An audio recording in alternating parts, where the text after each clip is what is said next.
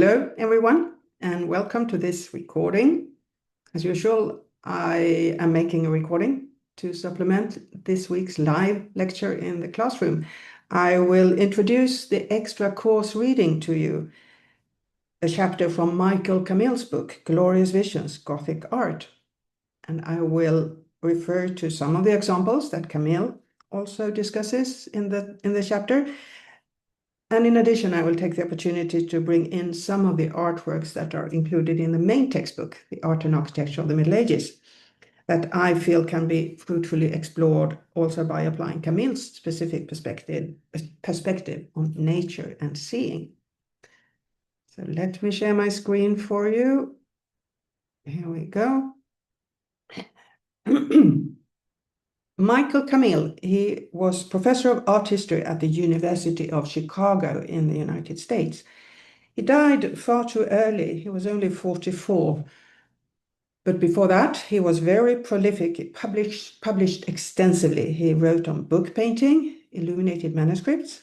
That was his main specialty, but he also wrote on other subjects. And he was important. He is important because he belonged to a new generation of art historians with a much more theoretical focus than previous generations. And that was very refreshing and innovative at that time for medieval art historical research. And he was interested in alternative narratives, you could say, the backside of medieval art, if you wish. He wrote about obscene motives, grotesque and comic images in the margins of books. He initiated a queer perspective in medieval art historical research. And that was new and pioneering in the 1990s. So Camille was very important in contributing to the opening up of a whole new field of research, which has been fruitfully explored since then by new generations of art historians. The topic of this chapter that we read for this course, New Visions of Nature, the topic is the role of the natural world, the created physical world in medieval art, how nature and landscape, but also living creatures, including man, are represented in medieval art, and what this reveals about how the natural world and everything in it was perceived and understood in the Middle Ages. So not just how nature and the physical world were represented, but what this tells us about the approach to nature in the Gothic period, which in Camille's book covers the 300 years from the mid-12th century to the early 16th century. And I imagine that this topic may be of particular interest to you as Chinese students, given that one of the things that I have learned about East Asian art during my months here in Hong Kong and in East Asia is that the nature has a totally fundamental, essential role in the artistic traditions of China and of East Asia, also Japan and Korea. Landscapes and the changing seasons are the primary motives in East Asian art, not the human figure. But in the European artistic tradition, it is exactly the opposite. So ever since ancient Greek and Roman art, the human figure has been the main motive, with nature and landscape being of secondary importance. And this is true right up to the early modern period, to the 16th century. So in medieval art, in Western medieval art, in contrast to Chinese art, we don't find landscape or nature depicted for its intrinsic value. Landscape views depicted or shown in order to highlight their intrinsic value as nature, as landscape. This comes later. This is a so-called Weltlandschaft, or world landscape, painted by a Netherlandish painter, Joachim Patineer, in the 1520s, so the early modern period. And Joachim Patineer's Weltlandschaft, world landscapes, he has done several paintings of this kind. They are often seen as the first actual landscape paintings in Western medieval art, where the landscape is the main motive and mythological elements are reduced to a minimum, but they are still there. The title of this painting is The Flight to Egypt. So it is the Holy Family, Joseph and Mary and the baby Jesus, that you see on traveling or escaping from persecution and fleeing to Egypt. So it is an episode in the Bible that is the kind of mythological or religious topic of the painting, but the main motive is still the landscape in Patinier's composition. So his painting does offer a landscape scenery that is enjoyable very much as such, but at the same time, it does provide a setting for representations of biblical episodes. In this case, in other paintings, there are saints' legends. So his world landscapes, in that sense, connect backwards in time to the medieval understanding of nature. And in the Middle Ages, nature was, the understanding was essentially spiritual. Nature was a divine creation that was filled with symbolic references to higher things. Everything to the medieval mind in nature spoke of God. And since God had created the natural world and infused it with symbolic meaning, it could be deciphered as such. It could be read to reveal the true knowledge of its creator or God. Saint Augustine, who is one of the so-called church fathers and founders of Christian theology, he described the nature and the Bible as a 2-volume set of books. Both books are written by God and filled with divine knowledge. So if you knew how to read the nature as a book correctly, it revealed higher spiritual truths. Or put differently, what we see around us and call reality, or what medieval man saw around him and called reality, that was merely an exterior, an outer surface that covered an invisible higher reality, the supernatural that exists beyond the world we see around us. And to interpret natural phenomena symbolically or allegorically, to interpret natural phenomena as signs that point beyond themselves to higher truths, that is to read the book of nature, to read the invisible in the visible. In nature's book, the divine truths are revealed to us in forms that are recognizable and decipherable to us if we just know how to read them. And the miniature that I have included here on this slide is taken from a so-called bestiary from around 1300. It's an example of this kind of symbolical deciphering or interpretation of natural phenomena. It shows a peridection tree, doves roosting in a peridection tree. And the peridection tree, that's a mythological tree that in medieval mythology was understood to grow in India. And the peridection tree has a sweet fruit that doves enjoy eating. But serpents who enjoys eating doves, the serpents are afraid of the peridection tree and of its shadow. So serpents wait for the doves to stray from the protection of the tree so that they can attack them. And most of the doves on this little miniature are safe in the tree, but 2 doves have very, very carelessly left the safety of the tree and are perched on the tails of these snakes or dragons or mythical dangerous beasts.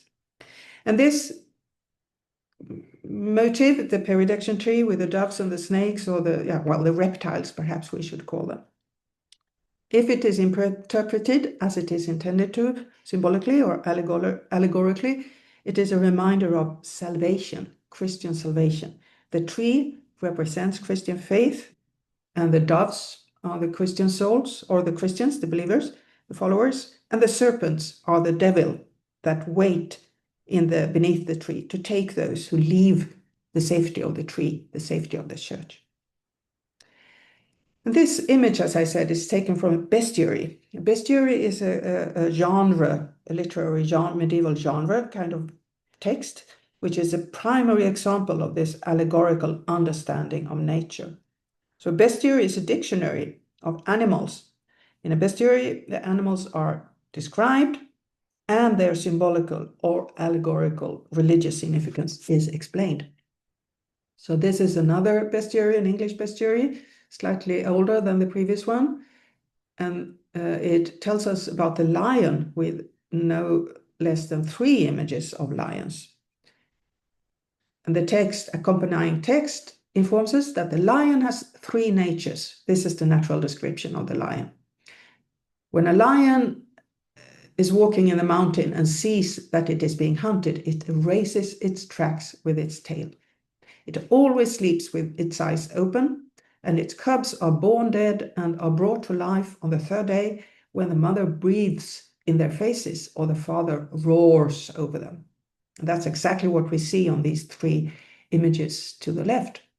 And then this is explained, the allegorical or higher inner invisible meaning of these outer signs, the behavior of the lion, are explained. The 3 main natures of the lion each have a meaning.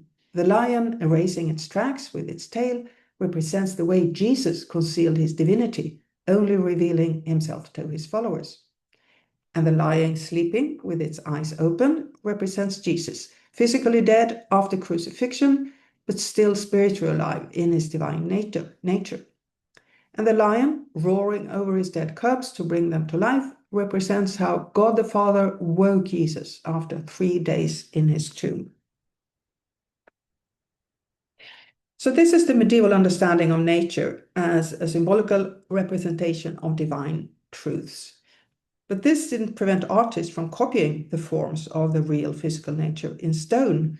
This is the famous Leaves of Southwell Minster, which is a monastery, an abbey in England. And the leaves are found in a gallery, not in the actual church, but in the chapter house, the meeting house of the monks, the Leaves of Southwell Minster. And to make lifelike, true to life imitations of nature, that was in no way, says Michael Camille, in conflict with Christian doctrine that said that nature was a mere symbolical representation of the higher inner truths. Also, the outer physical truth of nature it was perfectly acceptable from a religious, spiritual point of view to represent nature as lifelike as possible in a church setting. So the Leaves of Southwell Minster were not at all antithetical to the theological message of the church, but they do represent something new, a new importance given to human perception and sensation, the testimony of our senses as a means of religious worship. The divine could be experienced not merely as an inner mental or spiritual revelation, but it could also be experienced through the senses, or reached through the senses, through seeing and tasting the sacred host, for instance, the consecrated bread in Mass, or by listening perhaps to the liturgical music, the chants and the singing in the church. When you hear medieval liturgical songs, it can make you think that this must be the voices of angels. It sounds divinely beautiful, the voices that floats under the vaults. That could also be a way of approaching God through hearing these divine sounds of liturgical chanting in the cathedral. And the same in art. In line with this new, for the period, positive, responsive attitude towards the sensorial perception as a dimension of religious experience. The divine mysteries could and were, to an increasing extent, depicted in forms that imitated God's creation, that imitated the nature and the physical world. And Camille, he describes this as a fundamental change in the Gothic period in the attitude toward nature. He says that nature ceased to be a series of symbols, mere symbols of higher truths, and became a series of things. And things, furthermore, that were regarded through the lens of Aristotelian optics. What does he mean by that? This is a reference to a new theory, scientific theory of vision, the Gothic period was also a period when science and exploration of natural phenomena was very much developed at the universities, at the centers of learning in Western Europe, not only in the East Roman Empire and in Islam, where the interest in natural sciences had long since been cultivated, but in the Gothic period from the 12th and 13th century onwards, natural sciences and scientific exploration of the world was increased also in the Western centers of learning, mainly the cathedral schools and above all the universities. That is a new an important feature for this period. And the Greek ancient philosopher Aristotle and his natural book on nature, physics, was an important source here. And as to sight, his theory or his idea of sight was that to see, when the human eye sees something, it's the result of a process where a visible form, such as a flower in my drawing here, the visible form travels from the object, from the flower, through a medium like air to the eye and is received by the eye and stored in the brain. That is the Aristotelian optics that became recognized as a valid theory for sight in the Gothic period. So sight, according to this understanding, is not the result of us, of the human looking at the world, but rather the other way around. It's a result of the visual impression of the world entering the eye and the mind. So this again underlines a new recognition of nature as an active force in man's exploration of the physical world as God's creation. These photos are from Naumburg Cathedral in Germany. And in Naumburg, we find more than 150 original carved, sculpted capitals, column capitals, that are decorated with botanically precisely determinable foliage. So the species of these plants and trees whose leaves are depicted, carved on these capitals, can be botanically determined, examined and defined. And these leaves decorate the capitals and also on the rood screen. And this is, I will in a few seconds show you the entire rood screen. This is a scene on this rood screen. It shows the Last Supper. So the leaves and garlands in Naumburg Cathedral are not merely a festive, pleasant decoration. The garlands run behind the triangular canopies that crown this series of sculpted scenes with the Passion of Christ, from the Last Supper to the far left, and you see a detail of that to the right here on my slide. Christ with the disciples, not all of them, there's not space enough for all of them, but 5 of the disciples surround Christ here at this representation of the Last Supper. And then the events of the Passion, when Christ is captured and interrogated and condemned and taken to Golgotha to be crucified, are shown in the other scenes, running from left to right on this west choir screen. And then in the middle of the opening into the west choir, behind this west choir screen, we see the actual crucifixion, Christ being crucified and surrounded or flanked by the Virgin Mary to the left and the disciple John to the right. So passing into the west chancel or choir meant that you walked directly beneath the outstretched arms of the crucified Christ. So Naumburg Cathedral is unusual but not unique in that it has 2 chancels or 2 choirs, one in the east, the normal direction for a choir and a chancel with the main altar, and then a west choir that was added later. The cathedral as such was built it's a Romanesque structure that was erected in the 11th century, but then this west choir was added in the early 13th century.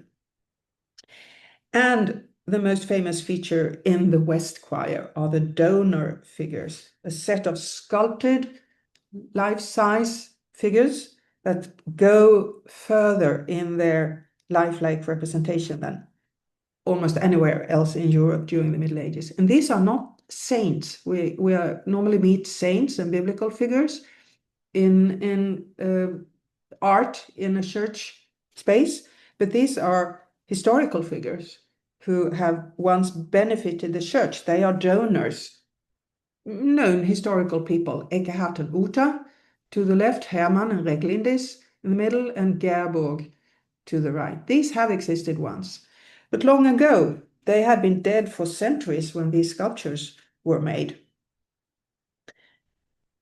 So you can't really call them portraits because there's no way of knowing if Eckehart and Uta and Hermann and Reglindis and Gerburg looked like this. They lived in the 11th century perhaps and were long since dead when these statues of them were made. And amazingly, the founders that are depicted here, they have individually crafted faces, and they assume varied and expressive poses, like they look like actors in a play, very expressive, very dramatic, very capturing. And the gestures of their hands, the way they grasp their clothing, that's particularly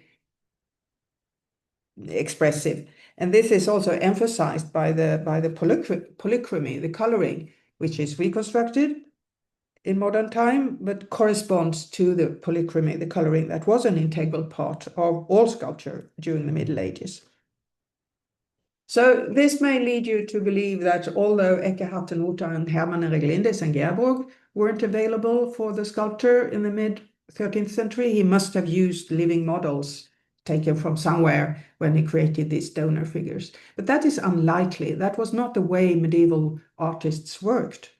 And if you look closely, the faces in Naumburg of these three beautiful women, they are composed of a fixed set of elements. The eyes and the mouth and the nose, they are kind of standard elements in the sculptor's repertoire that he can manipulate in various combinations to create this varied and very realistic, amazingly lifelike result.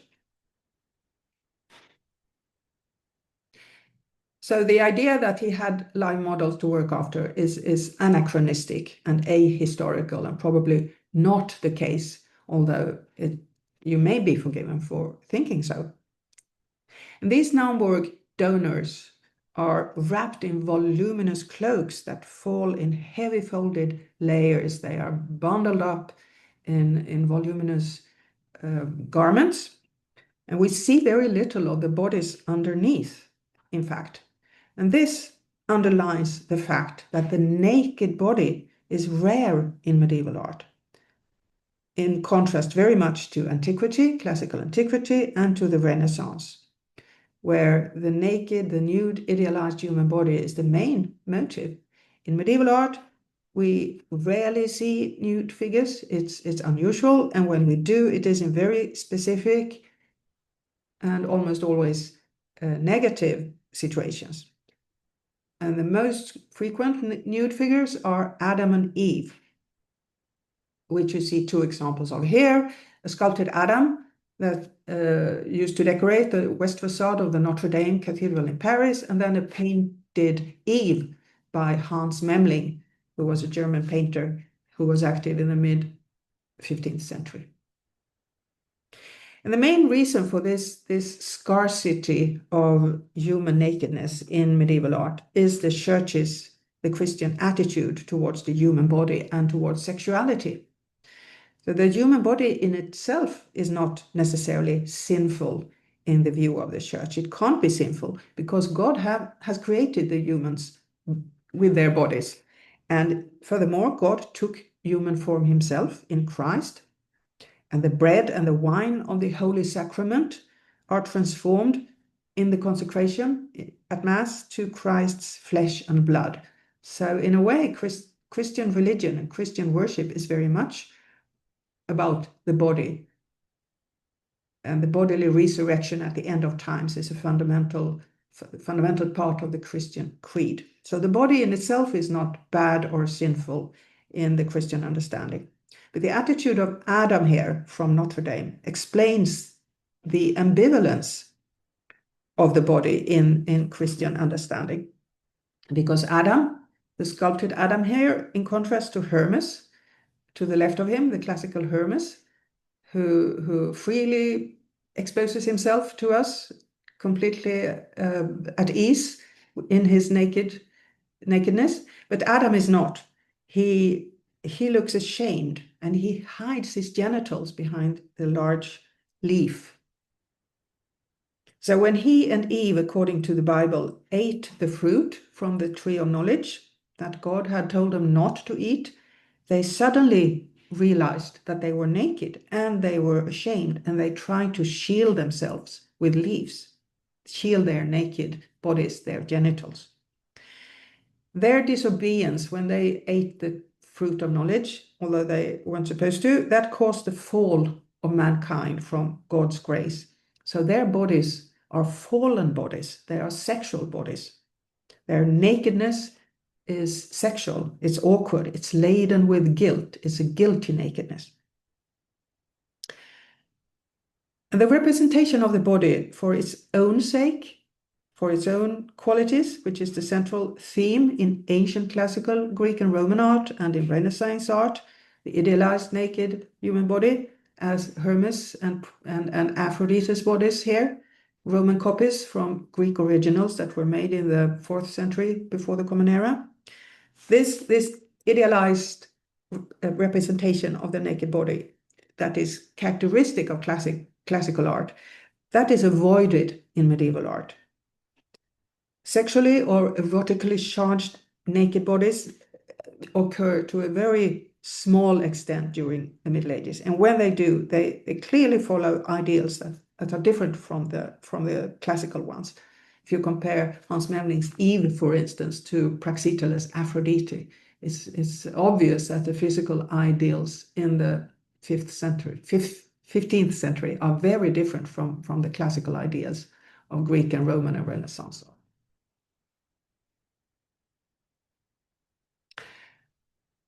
Now, for a change, natural scenery in a non-sacred, non-Christ or religious context. These are murals in the so-called Chambre de Cerf, or the Room of the Stag, in the papal palace in Avignon, which is in South France.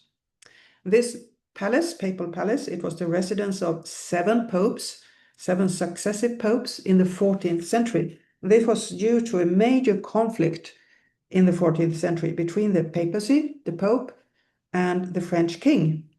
The French king intervened in the election of a new Pope in 1305. And the French king, he forced through the election of the Archbishop of Bordeaux, who was a personal friend of the king. And in order to escape the power of the Curia, the papal administration in Rome, this new French Pope, he moved his court to Avignon in South France. And 6 popes after him stayed in France, and this papal palace was their residence.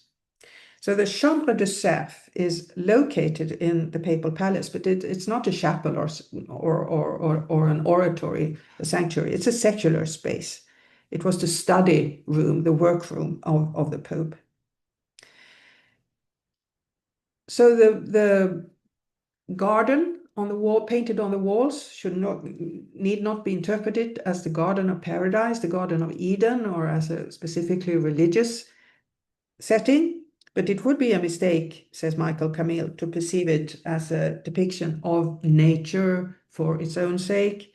It should be seen as an illustration of social distinctions and hierarchies in relation to nature, says Michael Camille. It is a tamed, cultivated nature we see. It's not a natural wild landscape. It's cultivated nature, a landscape or a garden that is mastered by man who exploits the resources of nature by hunting and fishing and picking fruits. It's not a dangerous wilderness, it's a cultivated nature. And socially speaking, the target audience for representations like this enjoyable landscape on the walls of the Chambre de Cerf, the target audience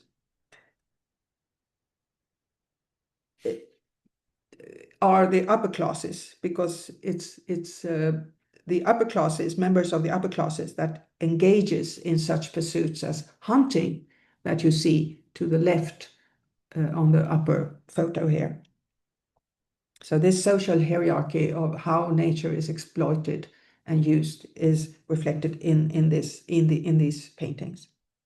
And the same applies to the very famous miniatures, book paintings in a manuscript called Les Très Richeurs du Duc de Berry, which translates as the very splendid prayer book of the Duke of Berry from the early 15th century. It is the work by three brothers, Paul and Herman and Jean Limbourg. And the Duke of Berry, the commissioner, he was the brother of two rulers, the King of France, Charles V, and also the Duke Philip the Bold of Burgundy.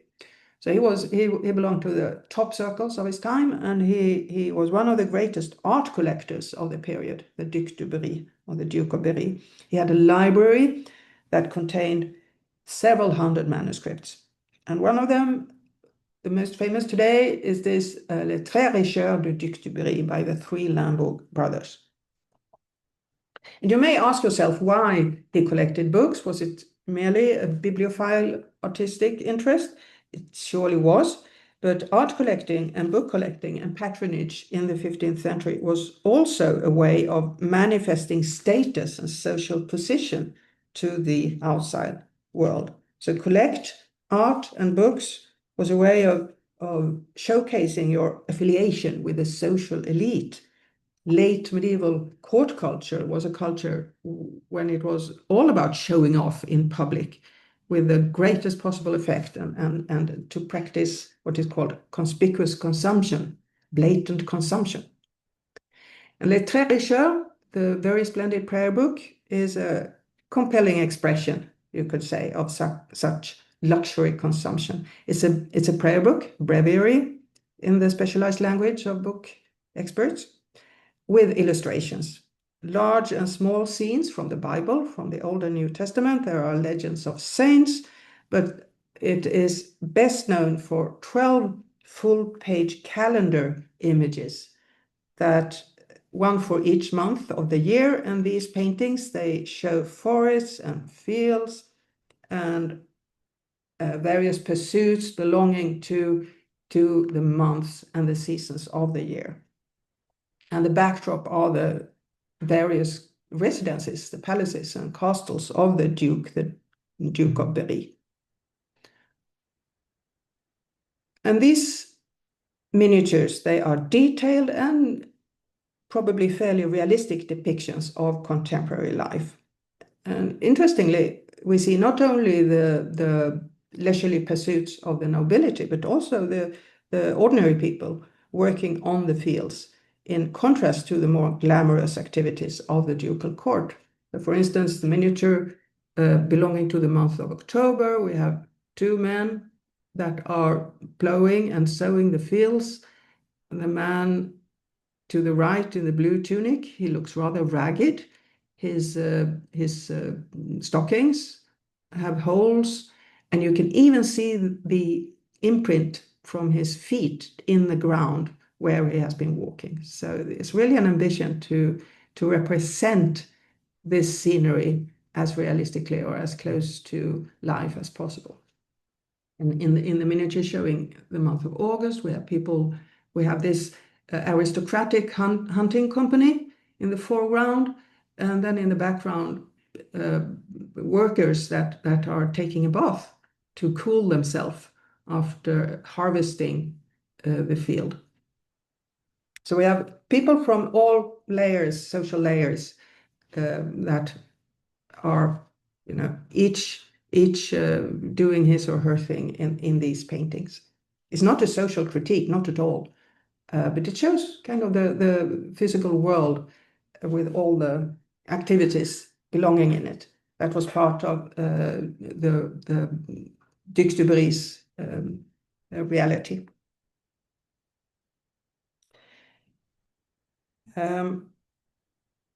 And these paintings may seem fairly worldly, but the context is religious, because the calendar that faces the miniatures, one for each month, records the church feasts that are celebrated, in this case, in the month of October. And the name of the day is written in blue or red, depending on the ranking of the feast, how important it is, if it is a major church feast, religious feast, Christian feast, and how many masses that should be sung during this special day. And we should look at a page like this from another manuscript through a similar lens. It's a hunting and hawking scene. So again, this noble pursuit of hunting with birds, with prey birds, that was a very popular pastime among nobles. Michael Camille, he discusses this miniature from an Italian manuscript, and he points out that the composition or the layout of this page reflects a new and more coherent view of nature, says Camille. The birds here are shown not like isolated specimens on a page, but they are shown in flight, as in real life. In the margins, they are seen from a distance. They are carefully distinguished in the flight type and flock pattern of each species.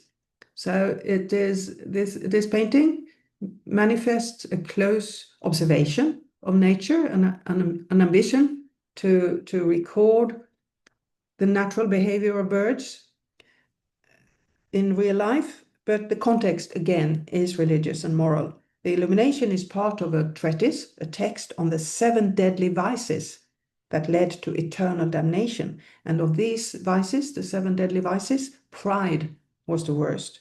And that was certainly a vice that nobles, such as the men that are out hunting here, that nobles risked committing.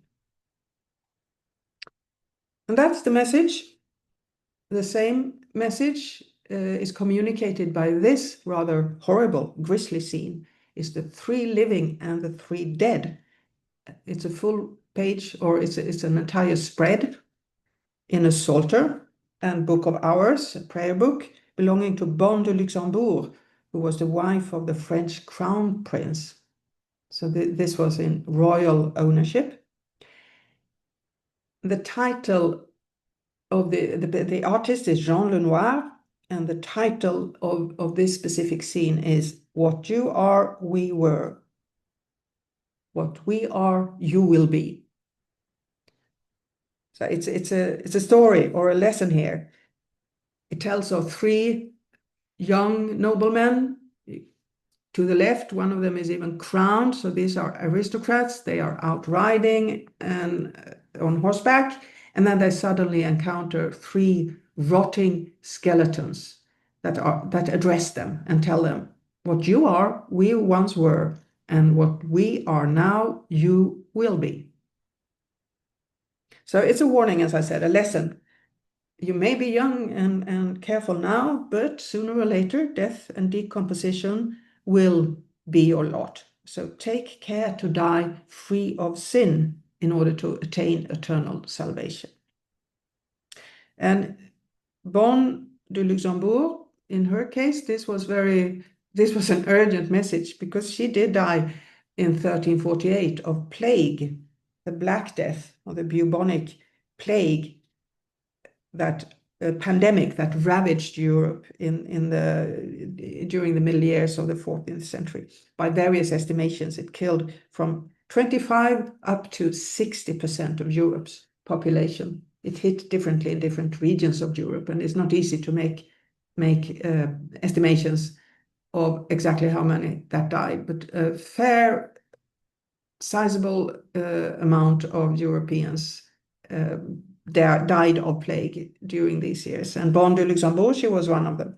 So death and the consequences of death is very much a topic that occupied the minds of the medievals in the later 14th century. And Camille devotes a couple of pages to that. The last example of this chapter, New Visions of Nature, is entitled Bodies and Borders. This is one of Michael Camille's specialities. The carnivalesque and the grotesque and the obscene, that was also part of the medieval visual world, in addition to the divine and the sacred. This can be described as a parallel visual universe that exists side by side with the official imagery in the margins of manuscripts and wall paintings and underneath the seats of the choir stalls in the churches.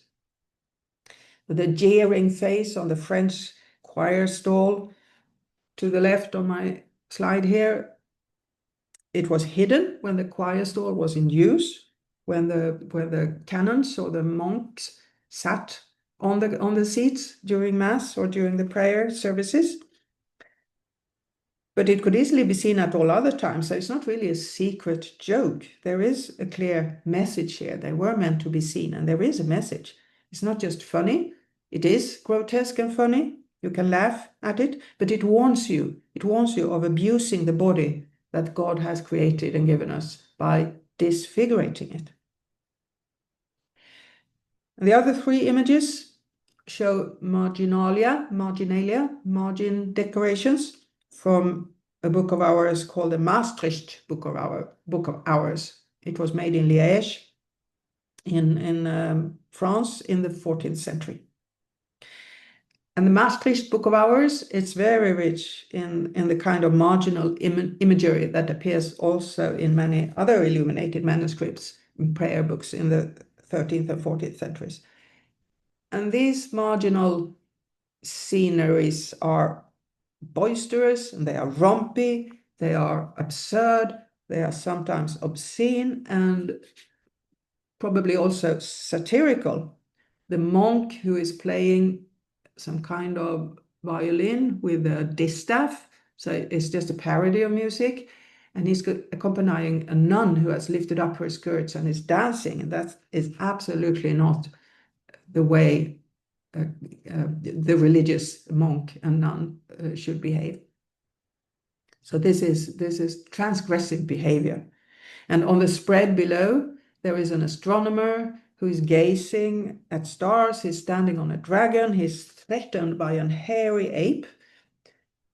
And there is a hybrid creature on the other facing page with animal feet and a bishop's head and a second face on his rump that seems to rush on the ape, perhaps to defend the astronomer. These images are absurd and very not easily deciphered or interpreted.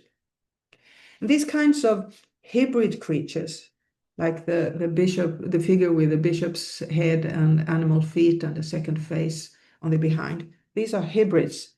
They represent a violation of the order of nature that has been laid down by God. God has created all animals, and he has created man in his own likeness.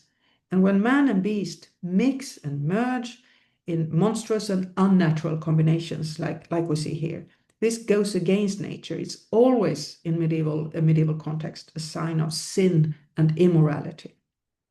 They are very amusing to look at, but it's a dangerous and deceptive pleasure. The beholder should always remind himself that these creatures, they represent a fatal breach, violation of God's order, and the vain and reckless folly that they represent, that is something to avoid at all cost. And my last example, also of border transgressing treatment of bodies, fairly horrific examples are offered by the martyrdoms of saints. This is Saint Barbara, female early Christian saint. Her breasts are cut off, but then they heal miraculously again. And the next day, her naked body is scorched by flaming torches. But this doesn't hurt her. This is the torture that she undergoes because she refuses to renunciate her Christian faith. But look at her serene expression.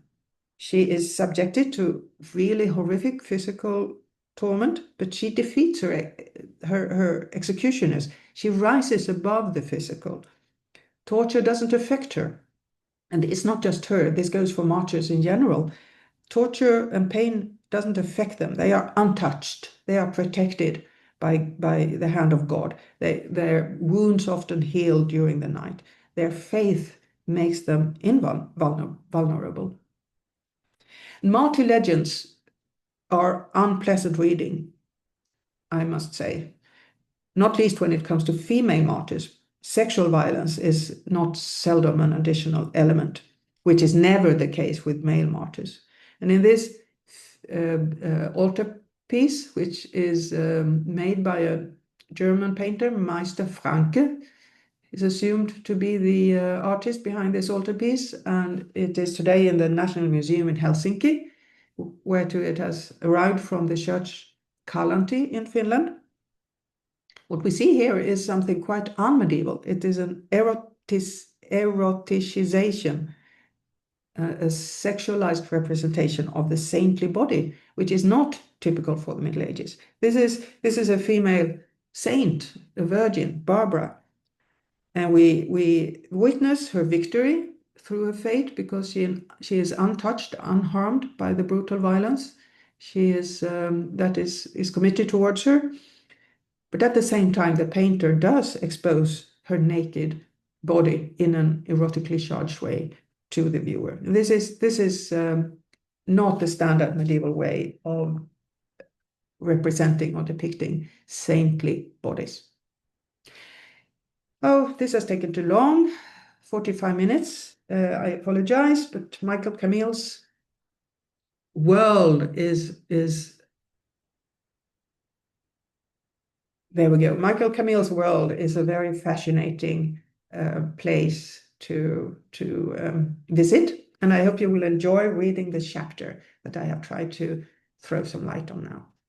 So I will now end this recording. Thank you.